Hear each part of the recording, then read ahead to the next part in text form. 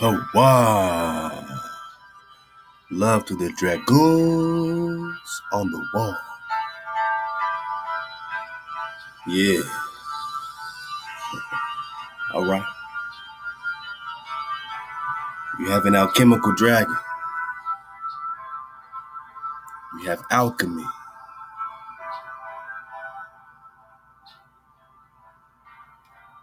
You got the salamander.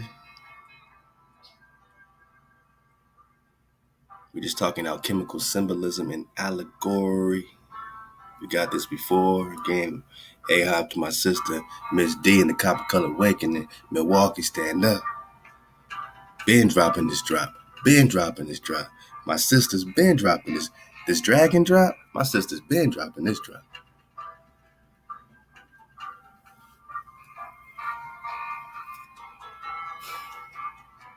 Dragons fighting in the sky is dragons fighting in you.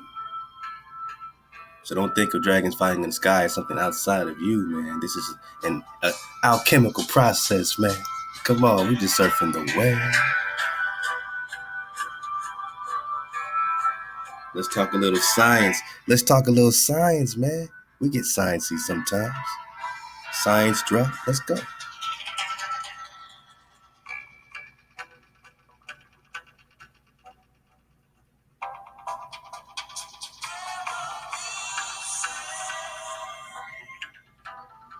All right. So what's the difference between an alchemical serpent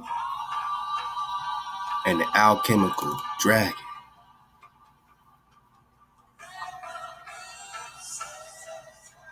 Why are the Moors eating our dragons? I mean, hey, you're not aware of the transference of your inheritance?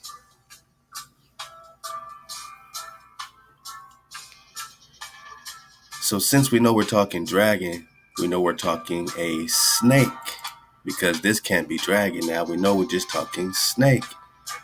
I mean, you can get specific about these snakes, like the salamander, right? The salamander, sometimes linked to the dragon in terms of its magical properties, appears in alchemical symbolism. The most common representation is the image of a salamander representing prima materia, or roasting in the fire. This representation represents the emotional reactions, especially frustration, involved in withdrawing personal projections and expectations in an effort to understand natural phenomena. All right, I mean, they got a little, you know what I'm saying? I mean, they got real personal with this one. We're just talking roasting in the fire. Emotional reactions. They got real personal with this one. So sometimes they get personal. And then you can get into this Greek, right? This Hermes, this Mercury, this Hermes, this Thoth. Hermes Trismegistus, 3 times great. Go get that drop, man, from 2016, the sinking in Egypt. We got to bring that back. You know, if you notice, I'm just doing great callbacks, man, to the golden spikes along our journey here, you know, Drop Nation. And it's been so many things, and we've touched on so much so quickly. You know, it's good to slow it down and, you know, get it like it's the first time for a lot of the new wave surfers, man. I don't call you subscribers. I don't call you followers, man. You're just surfing a wave, a continuous wave that doesn't belong to me, doesn't belong to anyone specifically. It is, you know, it is. He exists. She exists, right? It is I am that I am, you know. No one can own the I am. You are, Khan. And knowing that you are, you got to know that they're playing with all that you are, right? They're playing with your chemical process, your chem, right? So you got to be talking chemic, right? But let's go. So what's the difference between the serpent and the alchemical dragon?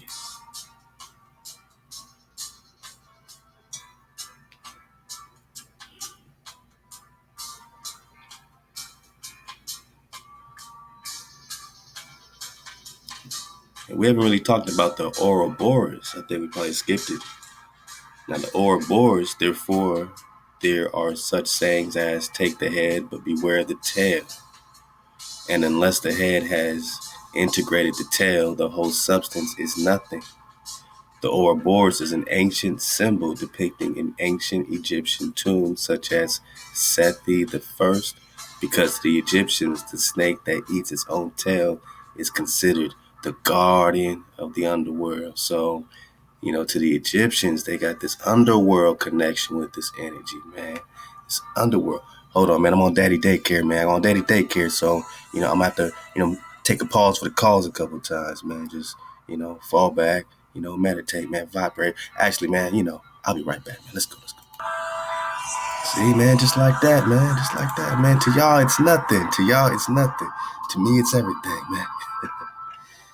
All right, so this Ouroboros. So it's, it's talking about this symbol. All right, so it's guardian of the underworld, snake eating its own tail. You see this a lot in alchemy. The Ouroboros is the mercurial tail eater. So again, man, you're just talking that thought, that mercury, right? We're gonna have to, get on this hijack, man. You know what I mean? This thought, right? Mercury, Hermes. Let's just put Zeus in there.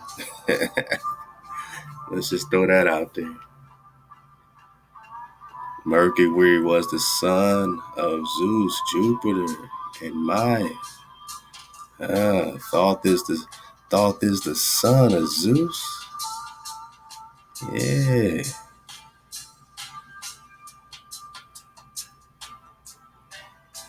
Yeah, they got a lot of drop on this connection, man. So, I'm just showing you that it's out there, and that we will be back on it. We will be back on it. We will be right back on it. So this mercurial tail eater, or the encircled serpent, in Coptic, Oro means king. Oro means king.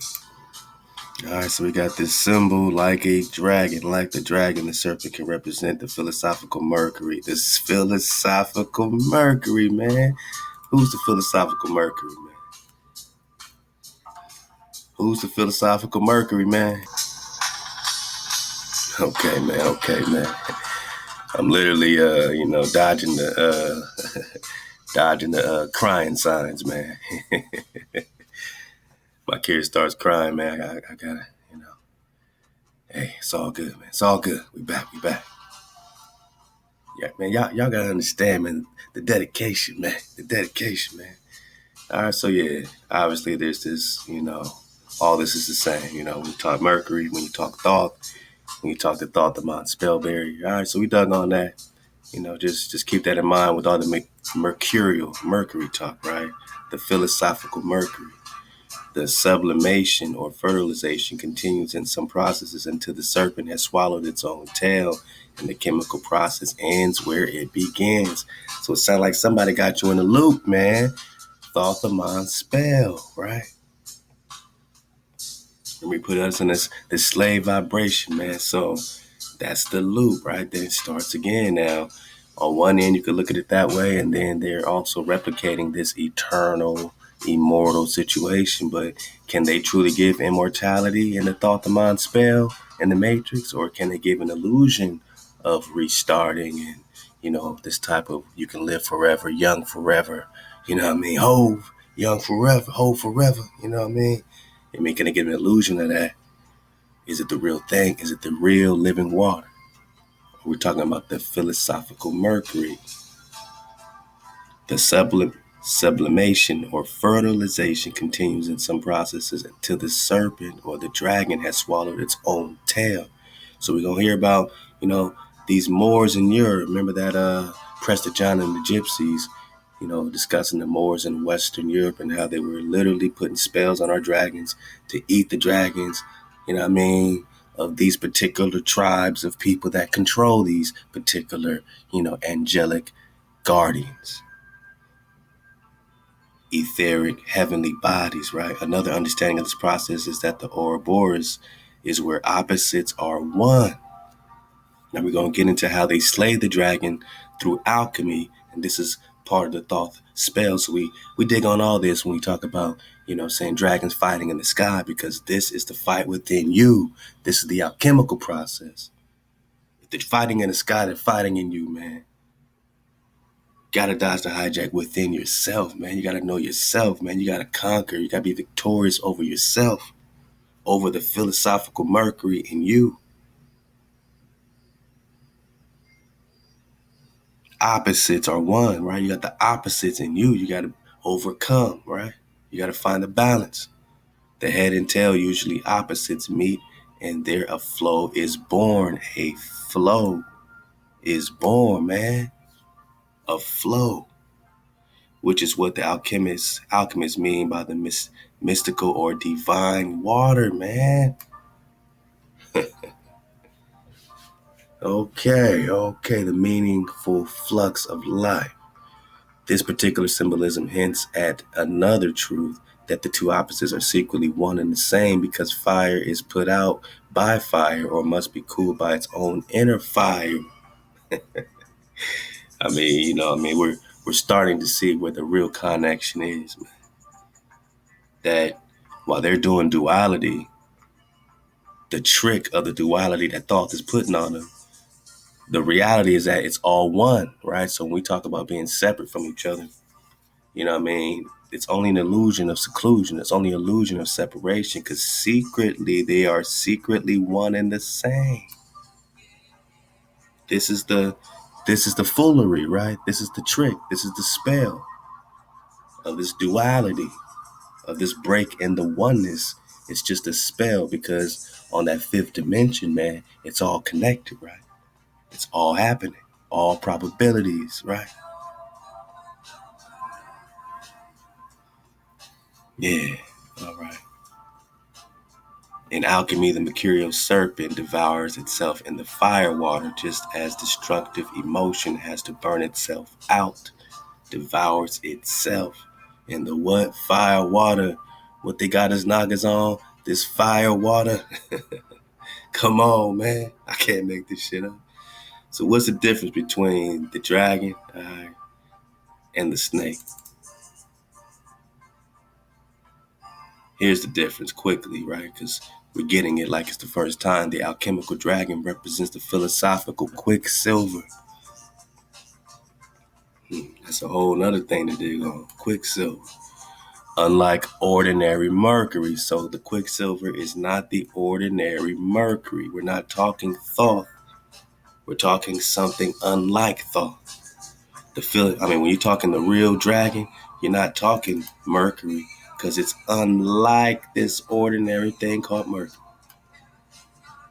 And this is what they're afraid of, the rise of the dragon, because it's unlike their thought.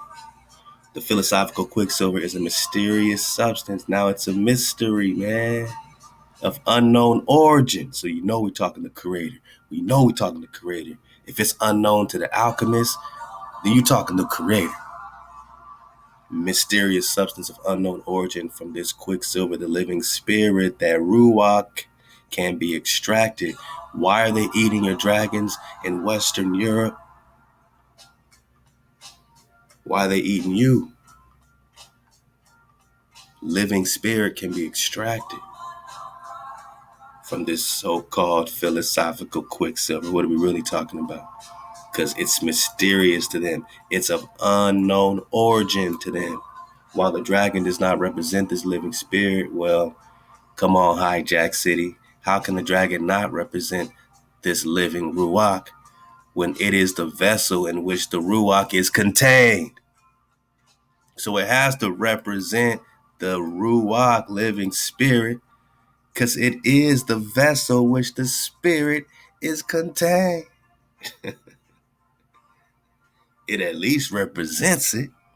Some alchemical text mentions a process to identify the spirit, Ruach, or soul of all things. They're trying to identify Ahchwa. The dragon is prepared from the philosopher's venom. The mercurius fires up the primordial dragon, giving it wings. All right, so however they're trying to hijack with this mercury, they're just talking their alchemy in a physical sense. This is the process of vaporization. The universal Ruach is the blood of that dragon.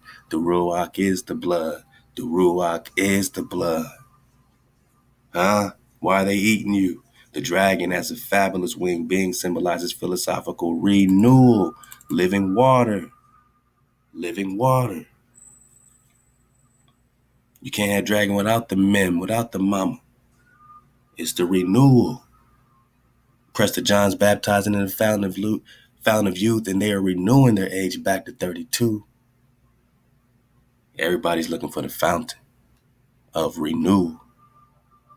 The dragon is the fountain of renewal. So whatever this fountain, this water is, best believe it is a dragon, or the initial pulverizations. In other words, in other instances, the image of the dragon or the wyvern represents the divine water. Dodge the mercury. Divine water. So it represents water and power. Water and power. Water, mem, living water, fountain of youth, renewal, water, and power. That's what the dragon represents. And remember, it's of unknown origin to the alchemist, to the hijack, to the chem, to chemet, to chemet, to chem, to alchemy. It is unknown. Remember, Pharaoh said to Moses, I don't know your creator. Why would I bow down? I don't know him, man. It is of unknown origin. This living spirit can be extracted, right? Right quick, what's the difference, right? What's the difference between the dragon and the serpent? So when you're reading this serpent, now we know they just talking snake. Serpents often represent the impersonal nature of the unconscious. Body bag, Daniel. Body bag for the impersonal synthetic hijacks that are unconscious to the struggle, unconscious to the energy, unconscious to the frequency, unconscious to the vibration, unconscious to drop nation, don't know who we are, don't know where we came from, and we all up on their ass because they are impersonal in nature.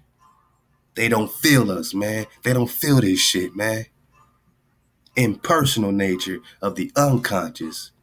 That's what the snake represents. That's what this Egypt represented. That's what this Atlantis represented. Just, machinery, just technology. It was an impersonal nature of unconsciousness on a consciousness.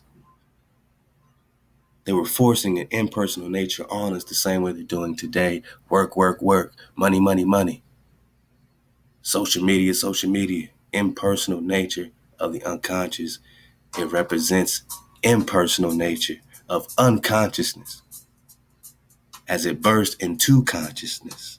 So now it's just now bursting and getting consciousness. Why would it just now be getting consciousness? What's the consciousness? It's the spirit. Where's the spirit? The dragon is the vessel which the spirit is contained. When they ate the dragon, they ate the vessel that contained the Ruach. And now, guess what? This impersonal nature, this impersonal snake.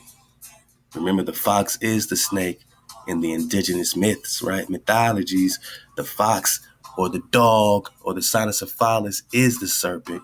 So don't just think snake. We're talking the foxes, man. We're talking Fox News, right? We're talking the foxes, the coyotes. The coyote is the snake. The coyote is the serpent. The tricky fox, right? The trickster, right? Yeah, man. Yeah, man. Yeah, man. Look up St. Christopher, man. Look up St. Christopher. Dog-headed, man. Yeah, man.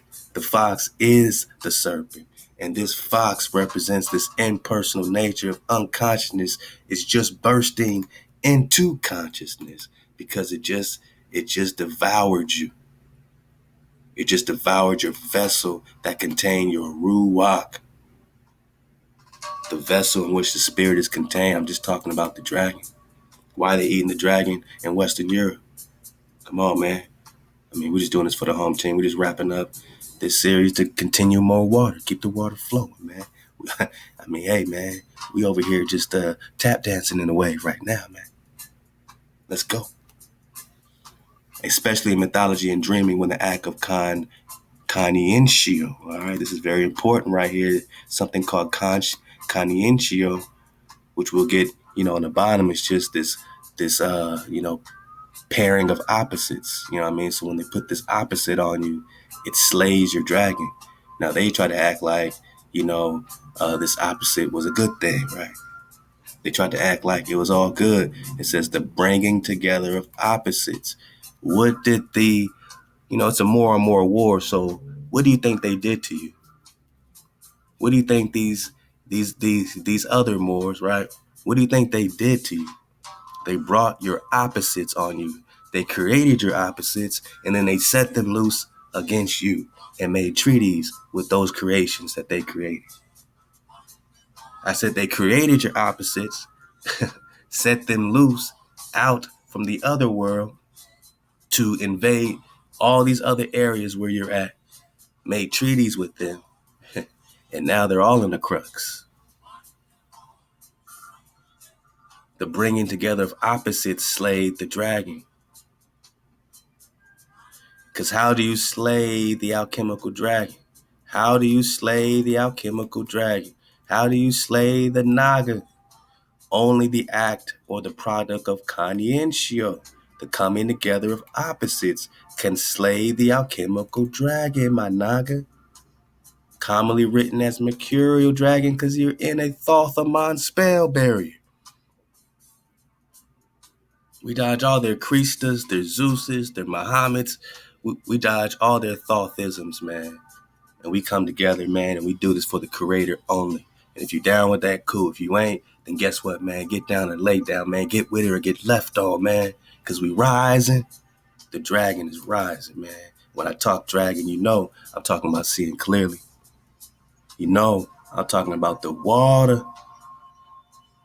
I'm talking about that Ruach, right? That is extracted from this unknown origin, this mysterious substance. We're just talking about the representation of divine water and power. We got the water because the spirit is the blood. And when they slay the blood, right, when they slay the spirit, they bring together your opposites. So they got us on this iron-based diet, right? They got these GMOs. They create the opposites. They got us eating the opposites, talking. We're reading in the opposite direction. Instead of right to left, we're reading left to right. We're doing everything opposite, right? The bringing together of opposites. So to break the curse, you must reverse. To break the curse, you must reverse. To break the curse, you must reverse everything you've been taught. They say you're from Africa, then you better believe this is Africa and that you're from right here. That this is the old world, the old Egypt, so it must be the old Africa, Khan. Dodge the hijack, dodge the titles, you in the promised land. And they brought our opposites to invade the promised land. Made treaties with them. Pieces and friendships, and now they're like, oh, brothers, hey man, that's cool. I believe in unity too, but I also believe in unifying in reality. So first, let's dig in reality, and then we can talk unification. If we can't dig on reality, if you want me to shut the hell up and just dig on your version of observation, that shit ain't gonna fly, man. Because we gotta fly, we gotta quam. I'm in reality, man. I don't care about building up shit with no hijacks, man. I care about taking our time and surfing away. Because the Dragon Slayer Cadmus embodies the fixing properties of sulfur. So they brought a sulfur-rich people as your opposites. Called Kanienshio.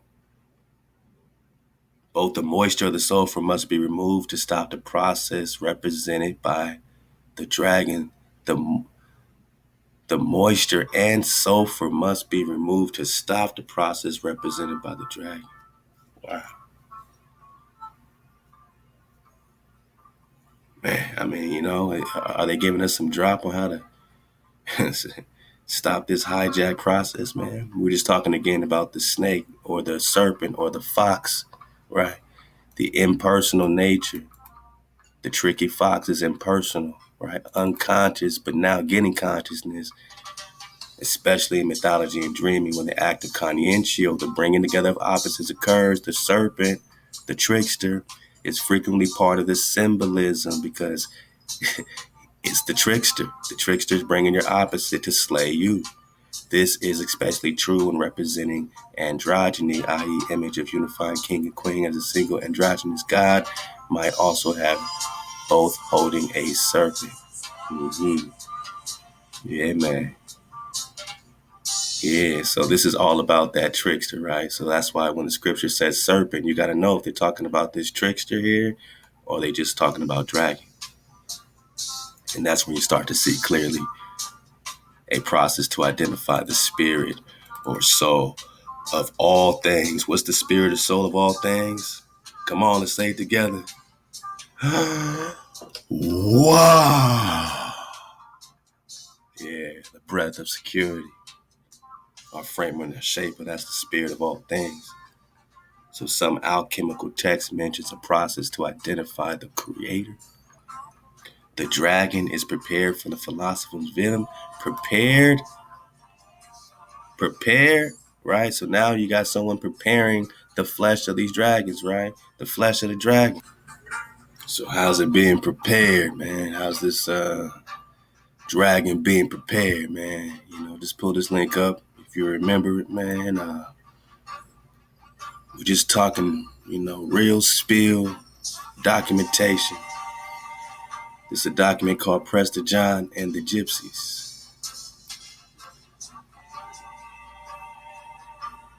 from the University of Toledo, David J. Namath, all right, and Central Michigan University. Digging on the connection with these gypsies, we started connecting them with the Egyptians, right? Little Egypt. And what's this gypsies got to do with Egypt? Well, you just put an E in front of the G, and you're back in Egypt. See? See? Do you see clearly? We're just talking dragons. Just talking dragons, man. And there's a section that connects, to Prester John, right? This emperor of the three Indias, this Naga, that had a firm grip on these Middle Ages, medieval times, Byzantine, situation. Firm grip on the Mongols when we talk Wang Khan. I just want to get this section, man. Ahchwa, we're reconnecting some things because they're eating your dragon, right? They're eating the vessel in which the spirit is contained. It says the dragon is prepared from the philosopher's venom, so they have a magic way of eating your dragon, okay? And you say, well, who? There's an interesting paragraph written in the 13th century by the English philosopher scholar Roger Bacon about some exotic strangers in Western Europe called Ethiopians. So we know we're talking black man. He's the exotic stranger. Now, what makes this black man in Western Europe, right? You're talking Spain, Italy, Iberians, right? You're talking, all that, right? You were talking Europe, right? We're talking all the same connection, right? So Western Europe, we have black people, right? Black people in the 12th century, right? This is being documented by the English philosopher scholar Roger Bacon. Now, what's up with these black people, right? These Ethiopians only just mean dark skin, right? So what's up with these dark skinned people, these exotic strangers? Why are they exotic strangers? Why are they strangers? When they want to say they ruled all this stuff, right? But why are they exotic strangers? What are they doing? What are they eating? The reptile that the Ethiopians eat. These black people in Western Europe are eating to get life, right? To get the vessel where the spirit is contained. Get the blood, which is the dragon, right? Which is the spirit, right? The Ruach, the reptile that the Ethiopians eat is the dragon. For it is well known that wise Ethiopians have come to Italy and Spain and France and England. We're talking the Confederacy, Psalms 83, right?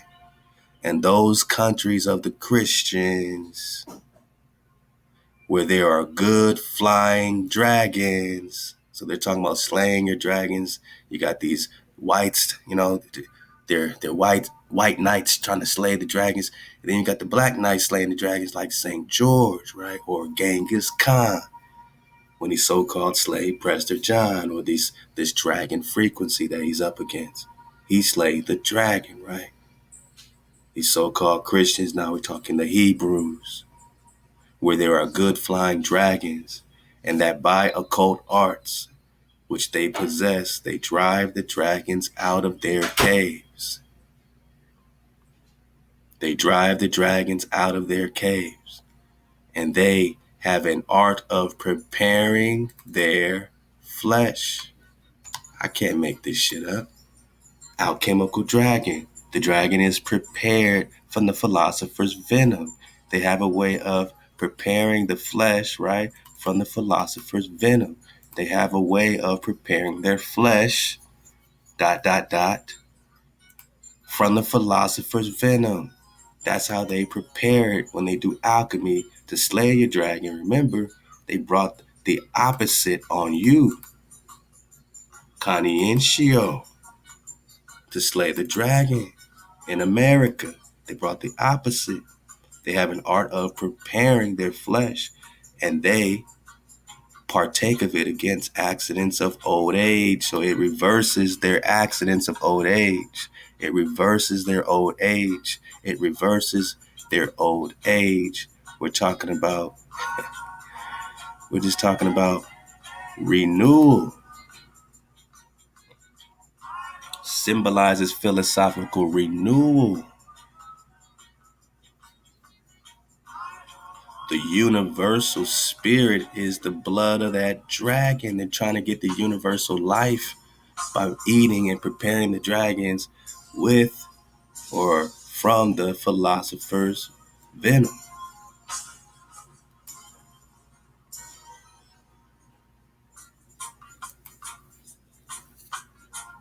They partake of it against accidents of old age, and prolong their lives. Renewal, right? They prolong their lives, man, and make their intellect settle beyond all estimation. So they now have extreme intelligence beyond all estimation.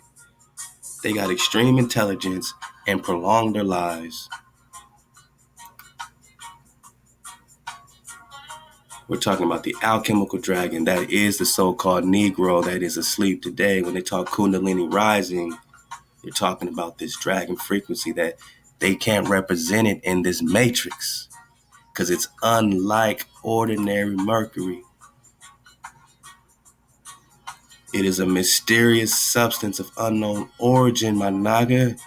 That's the war, man. That's the frequency war. That's Atlantis. That's Mu. Mu's coming straight out the spiral, man. Mu's coming straight from the ancient love song. Atlantis is coming with the trickster, right? They're coming with the serpent, man. With an impersonal nature of the unconsciousness. To get us all into technology and all this shit when we just want our trees and our Shabbat safe and secure. That's it. Give me my crystal trees, my dragon.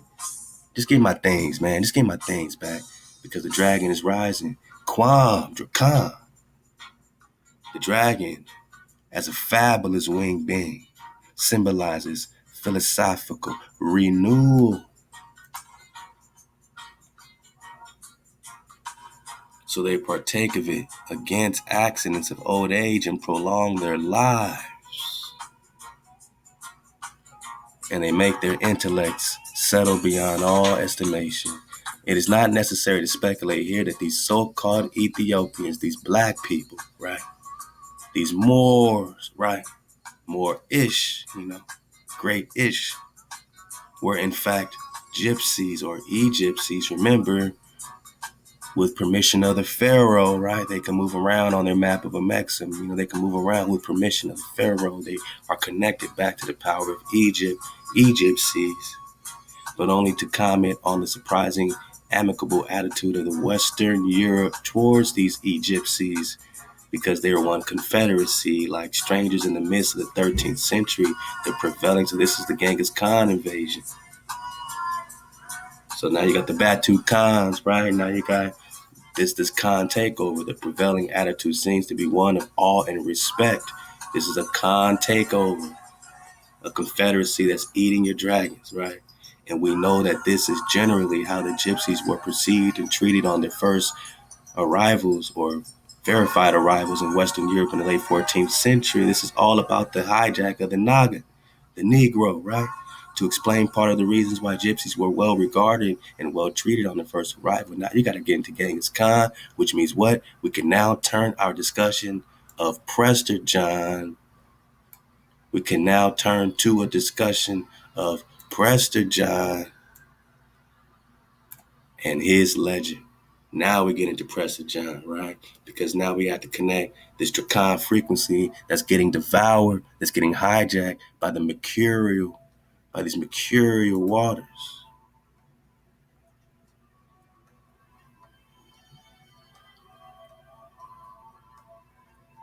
I mean, look at the Caduceus as Mercury staff. So Mercury staff, man, you're talking about Thoth's staff, man.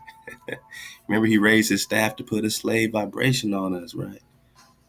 Had two serpents around eating, the whole eating his own tail. So this is a hijack loop that now you're getting put in. They say the Matrix is a loop, right? So now you got this serpent or this trickster, this unconsciousness, this monstrous snake, right? Cosmic serpent. They don't say this is of unknown origin, right? They just call it what it is. It's a cosmic snake, right? We're not talking dragon here. We're talking the dragon that had to slither around on his belly and couldn't fly no more in the garden, right? So now you got to turn to the priest king. Now, in order to investigate going to the Byzantine, you got to turn to the priest king. You got to turn to the priest king. But we always keep asking you the same question. The same damn question, man. First of all, Prester John, we on your ass, man. We on your ass, man. Hey, man, we searching for the priest king. Keep asking you the same damn question, man. Did a black man discover? Did a black man discover the fountain of youth? I mean, we want to know. We want to get to the bottom of this. Did a black man discover the fountain of youth? We're just talking Prester John, not Prester Juan. Just talking Prester John. So it was a more on more situation, right? Because, Genghis Khan's people is black. Prester John's people is so-called black. You know what I mean? But who's the definition of black? Who's eating our dragons? Who's eating us, taking our lives, taking our Ruach to try to connect to this universal,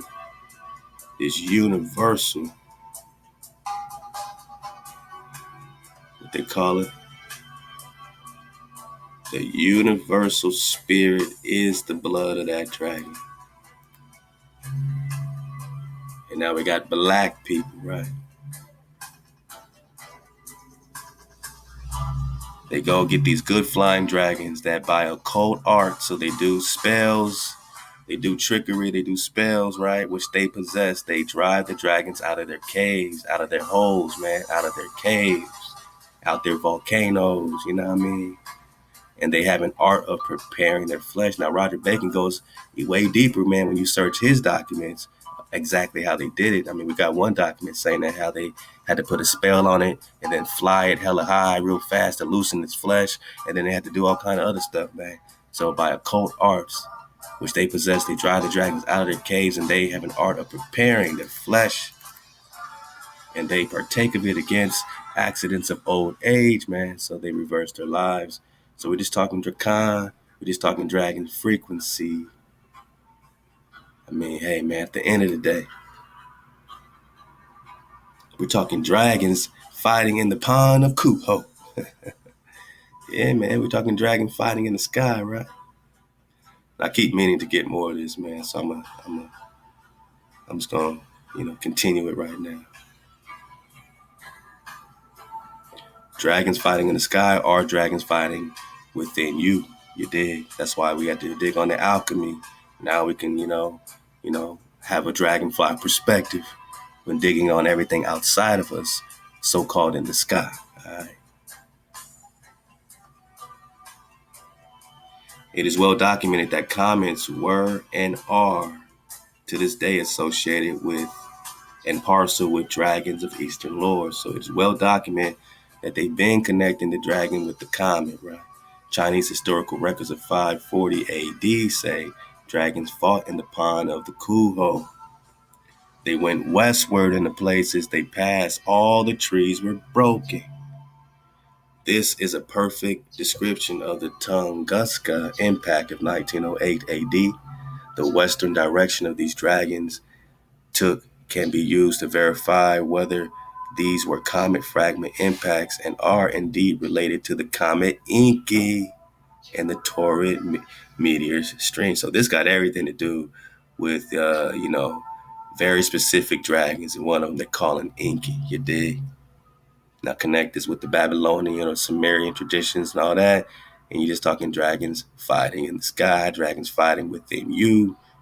The same story being reflected. And love to Jackie Anthony. Jackie Anthony dropped, man, a bunch of great links for some reason. Well, not for some reason. We know why. I don't get to read a lot of your comments. A lot of them get deleted from YouTube, or they're just not visible. For some reason, well, we know the reason. Jackie Anthony, only one of her comments is showing, and I know she dropped at least 12 on that last video. And so I can only imagine how many other comments are not showing. So please don't get frustrated. Just know that we are in the matrix, and they are trying to control all of your investigation. They don't want us to dig so fast. So if you don't see a comment up there, just drop it again. You know what I mean? Just keep dropping it. Or drop it in the drop chatter. Go to 432thedrop.com. Click on drop chatter. Password is still 1234 to get through the door. And just, drop your drop in there. I mean, that's our secluded alcove. And that's what we're doing for now. You know what I mean? So, hey, hop to Jackie Anthony and everyone dropping great comments. I do read them all. I do appreciate them all. Hey, hop to you, man. Let's keep digging. And if you don't see your comments, just keep dropping them. You dig? Let's go. Because I need that drop, man. I need that drop, because this is how we got this far. You dig? So this is a perfect description of the Tunguska impact of 1908. So this is another impact that had to do with dragons, man. This is another impact that had to do with dragons, man.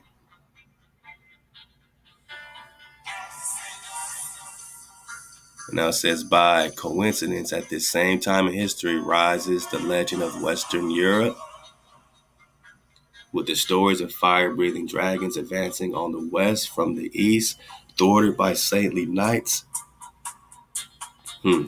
Like Angus, right?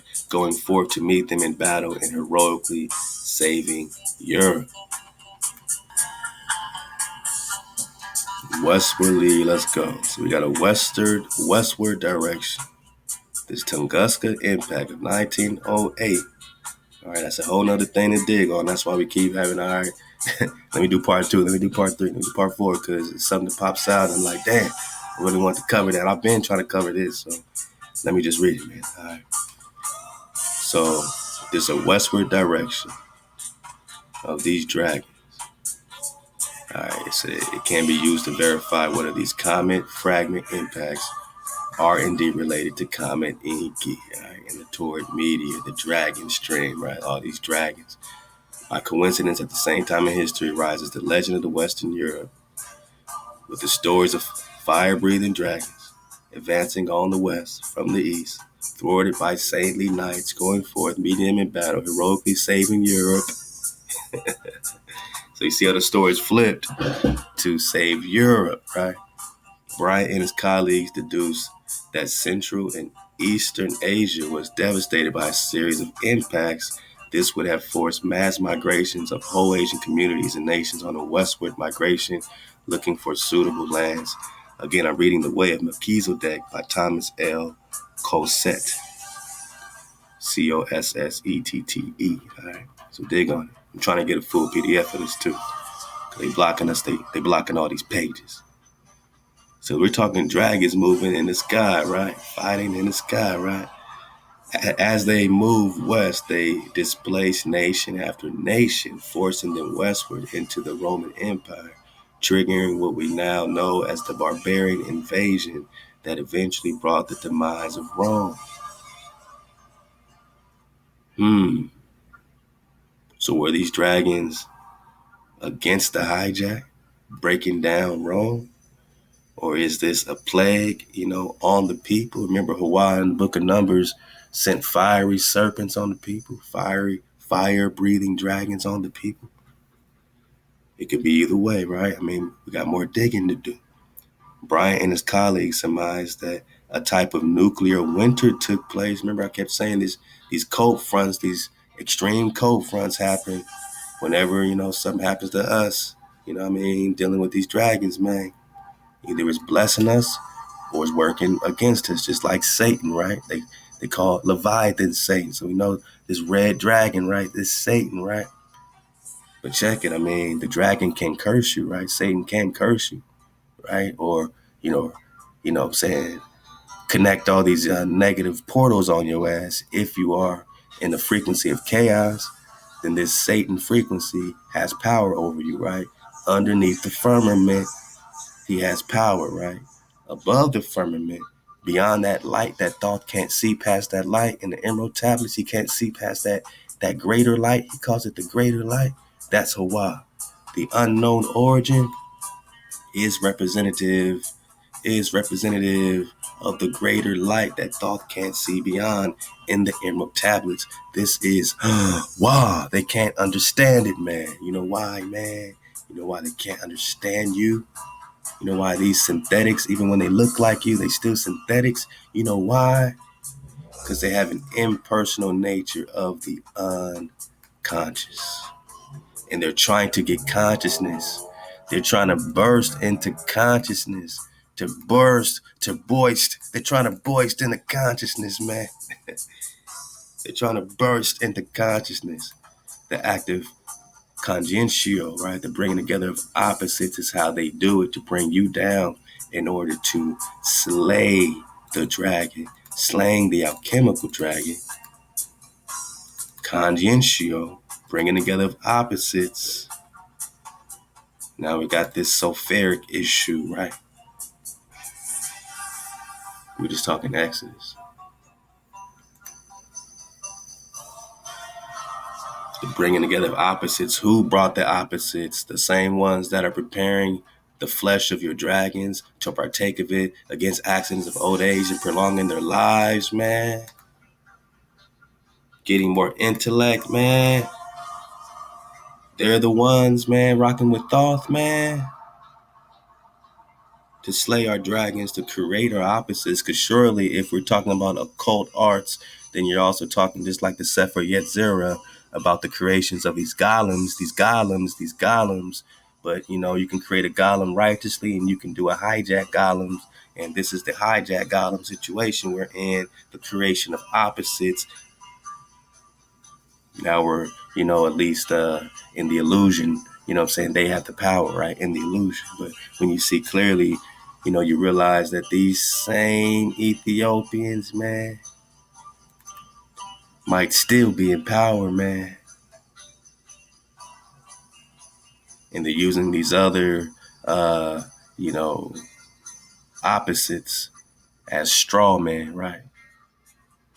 To get us in this loop of just fighting the white man. We're under attack by Ethiopians, people. Dark-skinned folk. It's a more and more war. It's a frequency war, and in the frequency, they're preparing the flesh of your dragons against accidents of old age. This is how they get eternal life, right? This is how Thoth offers eternal life to them. This is how they offer eternal life to them, by creating your opposites. We're just talking about the mercurial dragon, which means we're just talking about Mercury, Thoth, Hermes.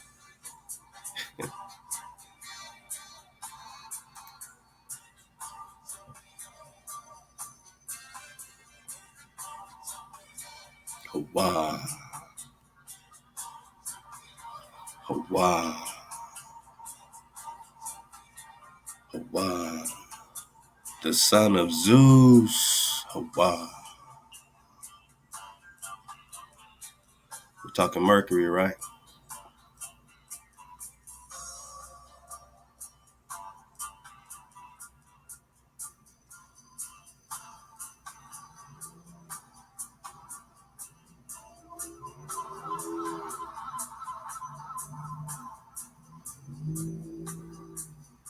Yeah, boy. Boy, do you start connecting a lot. And you start just scrolling down all the connectivity around this particular hijack.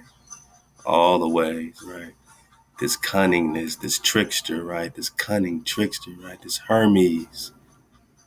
Yeah, man. This Hermes of who? Thoth. Any questions? A snake god.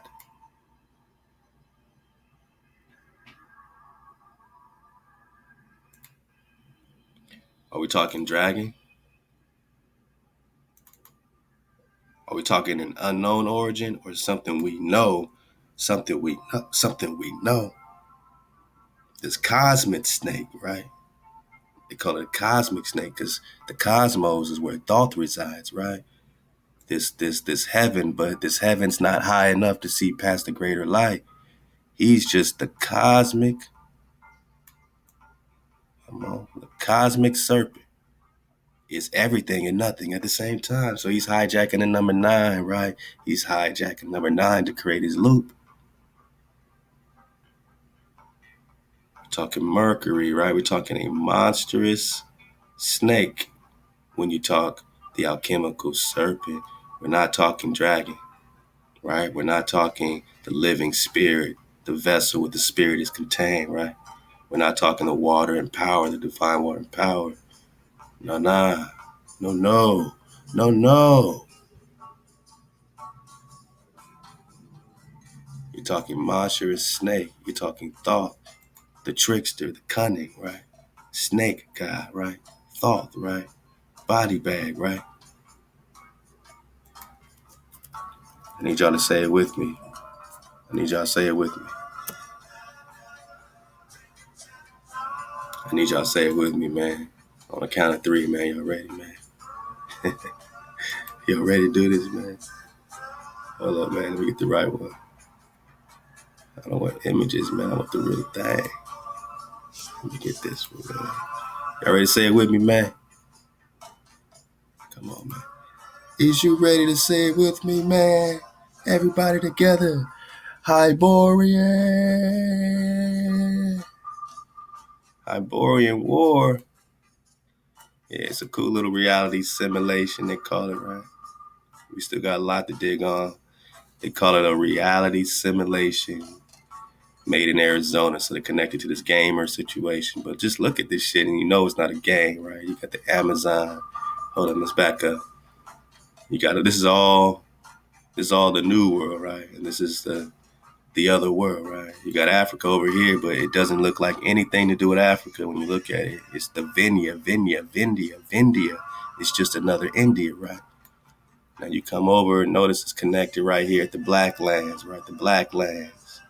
Now let's zoom in. Now this kind of looks almost like Iran or Iraq, one of them type of things. And you zoom in, it says Iranistan, right? It's connected to what? Zimbabwe. Whoa, Zimbabwe? It sounds like Africa over here, right? Let's go. Punt? Sound like Africa over here, right? Then you got the Kershaw or Keshan. You got Timbuktu or Timbuktu. You got Kush. Sounds like Africa over here. You got Meroe, the capital city of Kush, way over here under Egypt, what they call Stagia. You see Luxor. You see Sukhmet. You see the pyramids. You see Kim, right? The Kushite Sea. Ka. You see Shem, all the way up to Pictland. We got to get back on the Picts, divided into 12 tribes. You got Samaria. You got Ophir, man, Solomon, right? All connected over here. So what's over there? We're in the old world. This is the old Egypt. This is where they set up the old Atlantis and all that stuff, right? Over here is not that. They're just reflecting the greatness of over here, over there. And why is Thoth eating your dragons? Because you're in a spell right here on this reality simulation. You got the Thoth Amon spell barrier. Thoth Amon spell barrier. Thoth Amon spell barrier right here connected to this Peru or this South America. I guess that'll be Brazil today, something like that. You got Peru way over here, but it's called the Black Coast or the Black Kingdoms. Amazonia connected to Kush and Darfur and Timbuktu and Punt and Zimbabwe. So where's the motherland? Oh, it's just a reality simulation. It's just a simulation, y'all. We're just talking to Snake God. We're just talking to Hermes. We're talking Sinus of Phyllis, man, right? We're talking the monstrous snake, the cosmic serpent. So they know what this is. They ain't talking dragon, because that's of an unknown origin. That's beyond the greater light. And that is why these Ethiopians in Western Europe are eating our dragons.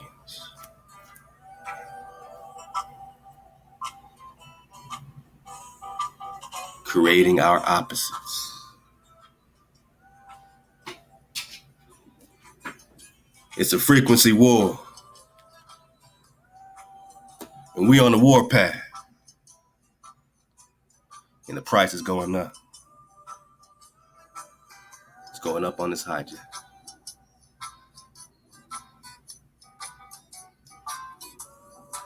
Price is going up on this hijack, Jack. You best believe that. And you best believe that. Y'all fall back, man. We're going to get into this sacred geometry next, man. So just fall back, get ready for that. A-hop to the real ones. Shalom to the home team, man. Y'all keep searching it. And just know that your energy is unknown to the hijack. So be patient with yourselves as you get to know yourselves, you dig? Because they still can't figure you out. So I know you got a journey to make with yourself. Empty your cup. Surf the wave. All praise our Creator, our everlasting energy, frequency, and vibration. Ahchwa.